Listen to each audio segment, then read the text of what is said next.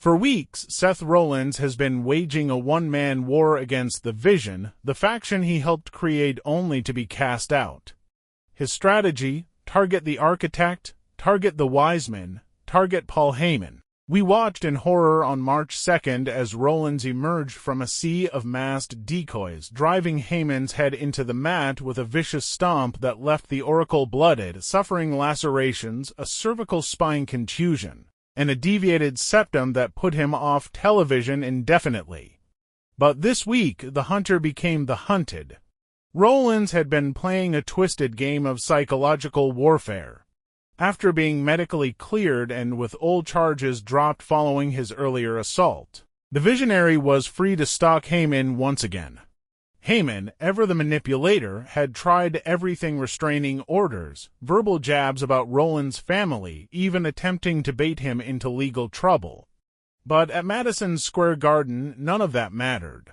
Raw general manager Adam Pearce dropped the bombshell. Rollins was cleared, and within seconds, the steel chair was in his hands.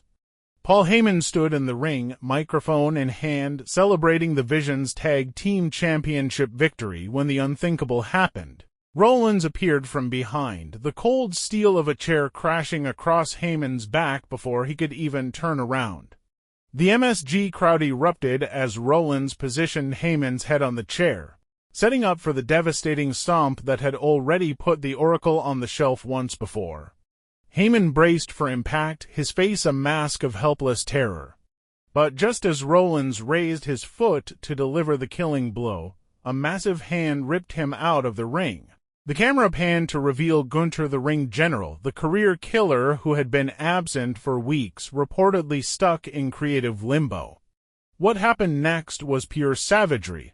Gunther locked in a rear naked choke on the announce table, forcing Rollins to fade into unconsciousness as he pointed directly at the WrestleMania sign.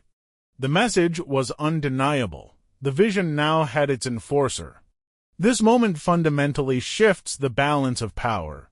Let's look at the layers here. According to reports, Gunther had been scheduled to face Rey Mysterio at WrestleMania, but those plans fell through when Mysterio was sidelined with injury. Meanwhile, Braun Breaker, the man Rollins originally targeted, remained sidelined after hernia surgery, leaving a massive void in the Vision's ranks. Enter Gunther. But why would a man who has retired legends like Goldberg, John Cena, and AJ Styles align himself with Paul Heyman? Wrestling insiders are buzzing with an electrifying theory. This isn't just about Rollins. This is about Brock Lesnar. Sources suggest Gunther may have saved Heyman specifically to demand one thing in return: a shot at the Beast incarnate at SummerSlam.